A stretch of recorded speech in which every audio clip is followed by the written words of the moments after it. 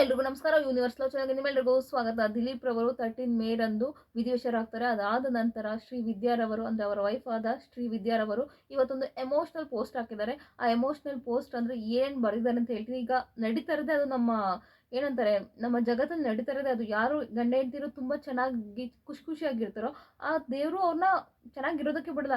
ಯಾವಾಗ್ಲೂ ಕಿತ್ತಾಡ್ಕೊಂಡಿಲ್ಲ ಗಂಡ ಸರಿ ಇದ್ರೆ ಇಲ್ಲ ಹೆಂಡತಿ ಸರಿ ಇರಲ್ಲ, ಹೆಂಡತಿ ಸರಿ ಇದ್ರೆ ಇಲ್ಲ ಮಕ್ಕಳು ಸರಿ ಇರಲ್ಲ, ಗಂಡ ಹೆಂಡತಿ ಇಬ್ರು ಸರಿ ಇದ್ದಾರೆ ಅಂದ್ರೆ ದೇವ್ರು ಬಿಡಲ್ಲ ಅನ್ನೋ ರೀತಿ ಒಂದು ಪೋಸ್ಟ್ ಹಾಕಿದ್ದಾರೆ. ಸೊ ನೋಡ್ತಾ ಹೋಗೋಣ ಬನ್ನಿ ಏನ್ ಪೋಸ್ಟಲ್ಲಿ ಏನೇನು ಬರೆದಿದ್ದಾರೆ ಅಂತ. ಮೊದಲು ಹೇಳ್ತಾರೆ, ನನಗೆ ಈಗ ಸದ್ಯದ ಪರಿಸ್ಥಿತಿಯಲ್ಲಿ ಏನು ಅನಿಸುತ್ತಿದೆ ಎಂದರೆ, ಒಂದು ಸಂಸಾರ ಹೇಗಿರಬೇಕು ಎಂದರೆ ಒಬ್ಬ ಗಂಡ ಹೆಂಡತಿಯನ್ನು ಯಾವಾಗಲೂ ಹೊಡಿತಾ ಇರಬೇಕು.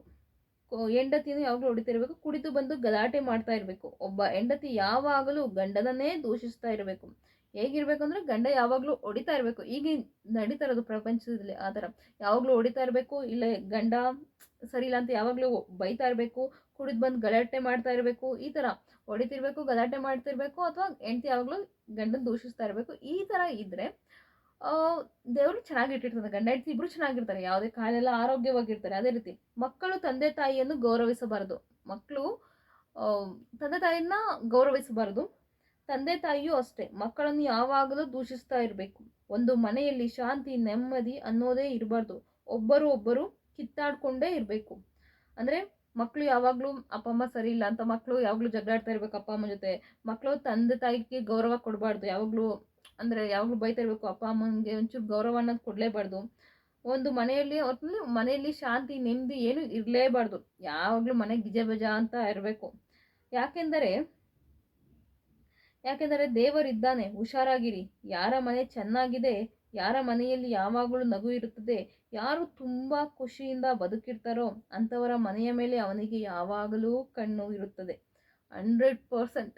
ಇದಂತೂ ಈಗ ಆಗ್ತಾ ಇರೋದೇ ಅದು. ಆಲ್ಮೋಸ್ಟ್ ರಾಘವೇಂದ್ರ ರಾಜ್ಕುಮಾರ್ ಸರ್, ರಾಘವೇಂದ್ರ ರಾಜ್ಕುಮಾರ್ ಅಲ್ಲ ಸರ್, ರಾಘು ಸರ್ ಹೆಂಡತಿ ಇರ್ಬೋದು, ಆಮೇಲೆ ಪುನೀತ್ ಸರ್ ಇರ್ಬೋದು, ಈಗ ಇವ್ರು ಇರ್ಬೋದು. ತುಂಬಾ ಜನ ಗಂಡ ಹೆಂಡತಿ ಚೆನ್ನಾಗಿದ್ದಾರೆ, ಖುಷಿಯಾಗಿದ್ದಾರೆ, ಏನು ಪ್ರಾಬ್ಲಮ್ ಇಲ್ಲ ಅಂದ್ರೆ ಆಲ್ರೆಡಿ ಅವ್ರ ಲೈಫಲ್ಲಿ ಏನಾರು ಒಂದು ಆಗಿರುತ್ತೆ. ಹೆಂಡತಿ ಸತ್ತಿರ್ತಾರೆ, ಇಲ್ಲ ಗಂಡ ಸತ್ತಿರ್ತಾರೆ.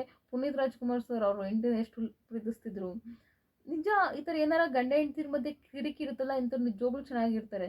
ಏನು ಇಲ್ಲ, ಆರಾಮಾಗಿ ಖುಷಿಯಾಗಿರೋಣ ನೆಮ್ಮದಿಯಾಗಿ ಅಂದ್ರೆ ದೇವ್ರು ಏನಾರು ಒಂದು ಬತ್ತಿ ಇಟ್ಟಿರ್ತಾನೆ. ಸೊ ಹಾಗಾಗಿ ಅದನ್ನೇ ಹೇಳಿದ್ದಾರೆ, ಗಂಡ ಹೆಂಡತಿರು ಯಾವುದೇ ಕಾರಣಕ್ಕೂ ಚೆನ್ನಾಗಿರ್ಬೇಡಿ, ಯಾವಾಗಲೂ ಜಗಳ ಆಡ್ತಾ ಇರಿ, ಮನೇಲಿ ನೆಮ್ಮದಿ ಅನ್ನೋದೇ ಇರಬಾರ್ದು, ಗಂಡ ಹೆಂಡತಿ ಚೆನ್ನಾಗಿರು, ಮಕ್ಕಳು ಸರಿ ಇರಬಾರ್ದು, ಈ ಥರ ಹೇಳ್ತಿದ್ದಾರೆ. ದೇವರಿದ್ದಾನೆ, ಹುಷಾರಾಗಿರಿ. ಅವನು ನಿಮ್ಮ ಸಂಸಾರವನ್ನು ಖಂಡಿತವಾಗಿಯೂ ಬಿಡುವುದಿಲ್ಲ, ಖಂಡಿತ ನಾಶ ಮಾಡದೇ ಬಿಡುವುದಿಲ್ಲ. ದೇವರಿದ್ದಾನೆ, ಹುಷಾರಾಗಿರಿ. ಒಟ್ಟಿನಲ್ಲಿ ಇಷ್ಟನೇ ಎಲ್ಲರಿಗೂ ಏನೋ ದೇವರಿದ್ದಾನೆ ಅಂತ ಏನಕ್ಕೆ ದೇವರಿದ್ದಾನೆ ಬಿಡು ನಮಗೆ ಕಾಪಾಡ್ತಾನೆ, ಖುಷಿಯಾಗಿರೋಣ ಅಂತ ಇಷ್ಟನೇ ಎಲ್ಲರೂ ಇದು ಮಾಡ್ತಿದ್ರು. ಈಗ ಹಂಗಲ್ಲ, ಖುಷಿಯಾಗಿರ್ಬಾರ್ದು. ದೇವರಿದ್ದಾನೆ, ಚೆನ್ನಾಗಿರೋರ್ನ ಬೇಗ ಕರ್ಕೊಬಿಡ್ತಾನೆ. ಅಂದರೆ ತುಂಬ ಯಾರು ಕೆಟ್ಟದ್ದು ಇವ್ನು ತುಂಬ ಒಳ್ಳೆಯವ್ನು ಗುರು, ಇವ್ರು ತುಂಬ ಒಳ್ಳೆಯವರು, ಏನು ಯಾರಿಗೂ ಕೆಟ್ಟದ್ದು ಬಯಸಲ್ಲ, ಗಂಡ ಹೆಂಡತಿ ಮಕ್ಕಳು ಎಷ್ಟು ಖುಷಿಯಾಗಿದ್ದಾರೆ ಗೊತ್ತಾ ಅಂತ ಹಿಂಗೆ ಹೇಳ್ತಿರ್ತಾರೆ ನೋಡಿ.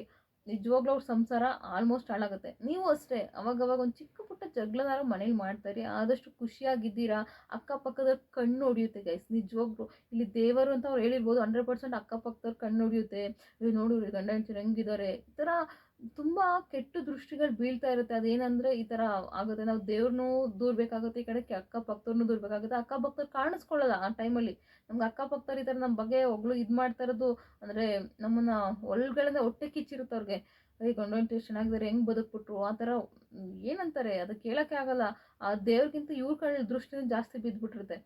ಸೊ ಹಾಗಾಗಿ ಆದಷ್ಟು ಹುಷಾರಾಗಿರಿ. ಆಗಾಗ ಜನಗಳ ನೀವು ಇಬ್ಬರು ಚೆನ್ನಾಗಿಲ್ಲ, ಕಿತ್ತಾಡ್ತಿರ್ತೀರ, ಆ ಥರನೇ ಇರು. ಆದಷ್ಟು ಖುಷಿಯಾಗಿ ಮುಂದೆ ನಿಮ್ಮ ಗಂಡ ಹೆಂಡತಿ ಚೆನ್ನಾಗಿದ್ದೀರ ಅಂತ ಯಾರ ಮುಂದೆ ತೋರಿಸ್ಕೊಳಕ್ಕೆ ಹೋಗಲೇಬೇಡಿ. ನಿಮ್ಮ ಮಕ್ಕಳು ಅಷ್ಟೇ. ನೀವು ಆಲ್ಮೋಸ್ಟ್ ಯೋಚನೆ ಮಾಡಿ, ಯಾರು ಆ ತಂದೆ ತಾಯಿನ ಚೆನ್ನಾಗಿ ನೋಡ್ಕೊಳ್ತಿದಾರಪ್ಪ, ಬುಡಕ್ ಗುರು ಏನು ಅಪ್ಪ ಅಮ್ಮನ ಚೆನ್ನಾಗಿ ನೋಡ್ಕೊಳ್ತಿದ್ದಾನೆ, ಒಳ್ಳೆ ಹುಡುಗ ಗುರು ಅಂತ ಅನ್ನೋರಿಗೆ ನಿಜವಾಗ್ಲೂ ಹುಡುಗ ಆಲು ಏನಾದ್ರು ಚಿಕ್ಕ ವಯಸ್ಸಿಗೆ ಏನಾರು ಆಗಿರುತ್ತೆ ಅಂತವ್ರಿಗೆ, ಇಲ್ಲ ಏನೋ ಒಂದು ಆಗಿರೋದ್ರಿಗಿಲ್ಲ, ಕಾಯಿಲೆ ಬಂದು ಇದಾಗ್ತಾರೆ, ಇಲ್ಲ ಸತ್ತೋಗ್ತಾರೆ, ಈ ಥರ ಆಗ್ತಿರುತ್ತೆ. ಸೊ ಆದಷ್ಟು ನಿಮ್ಮ ಫ್ಯಾಮಿಲಿ ಮೇಲೆ ಯಾವುದೇ ಕಣ್ಣು ಬೀಳದೆ ಇರೋ ಹಾಗೆ ಹುಷಾರಾಗಿ ಅಷ್ಟೇ. ನಿಜವಾಗ್ಲೂ ಅವ್ರು 100% ಟ್ವೀಟ್ ಮಾಡಿರೋದು ಸತ್ಯ ಇದೆ. ದೇವರು ಒಟ್ಟಿನಲ್ಲಿ ಚೆನ್ನಾಗಿ ಒಳ್ಳೆಯವ್ರನ್ನ ನಾವೀಗೇನು ಮಾಡ್ತೀವಿ, ಒಂದು ಹೂವು ಕಿತ್ಕೊಳ್ಳೋಕೆ ಹೋದರೆ ಚೆನ್ನಾಗಿಲ್ಲ, ಇದು ಚೆನ್ನಾಗಿದೆ, ಒಂಚೂರು ಬಾಡೋಗಿದ್ರೆ ಅದ್ರ ಮೇಲೆ ಯಾರೋ ಹುಳ ಕೂತಿದ್ರೆ ಒಂಚೂರು ಹುಳ ತೂತು ಮಾಡಿದ್ರೆ ಹೋಗಿ ಕಿತ್ಕೊಳ್ತೀವ, ಇಲ್ಲ ಇಲ್ಲ ಇದು ಚೆನ್ನಾಗಿಲ್ಲ ದೇವ್ರಿಗೆ ಅದು ಇಷ್ಟ ಆಗಲ್ಲ, ಚೆನ್ನಾಗಿ ಕೊಳ್ತೋಗಿರೋದು ಅಥವಾ ಆಲೆ ಹುಳ ಎಲ್ಲ ಕಚ್ಚಿರೋದು ಇಷ್ಟ ಆಗಲ್ಲ ಅಂದ್ಬಿಟ್ಟು ಚೆನ್ನಾಗಿರೋ ಫ್ರೆಶ್ ಆಗಿರೋದಕ್ಕೆ ಇಟ್ಕೊಳ್ತೀವಿ. ದೇವ್ರು ಹಂಗೆ ಕೆಟ್ಟವ್ರ ದೇವರು ಕೆಟ್ಟವ್ರನ್ನ ಕಂಡ್ರೆ ಒಂಚೂರು ಭಯ ಪಡ್ತಾನೆ.